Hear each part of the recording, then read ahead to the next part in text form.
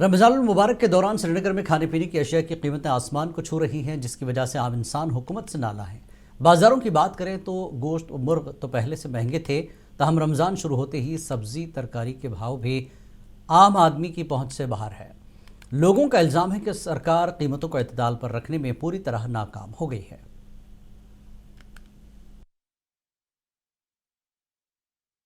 ये गवर्नमेंट से गुजारिश करना चाहता हूँ कि जो खाने चीज़ों की कीमतों में इजाफा हुआ पिछले 2 दिन से, जब से रमज़ान शुरू हुआ है, तो मैं चाहता हूँ कि गवर्नमेंट को इस चीज़ का संजीदा नोट्स लेना चाहिए। अपना जो इनका मार्केट स्क्वाड है, उनको ये मार्केट्स में इनको भेजना चाहिए, ताकि ये देखे कि मतलब ये रेट्स ऑटोमेटिकली इंक्रीज़ कैसी हुई। अगर कोई चीज़ आपको 2 दिन पहले आपको 100 रुपये की चीज़ मिल रही थी, वो आज आपको कैसे 200 की मिल रही है। गवर्नमेंट को इस चीज़ का देखना चाहिए कि यहाँ क्या मैक्सिमम तबका यहाँ का गरीब का तबका है, तो गवर्नमेंट को देखना चाहिए कि ये जो मार्केट में जो ये रेट्स है ना, ये इनको एक बैलेंस में रखा जाए। और दूसरा राहत मिले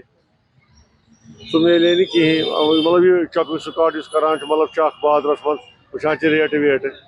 तम नाम के तम करान कहें मे वो कुछ जाए रेट लिस्टा तमें आय मन मनी रेट ये खुश कर सह वन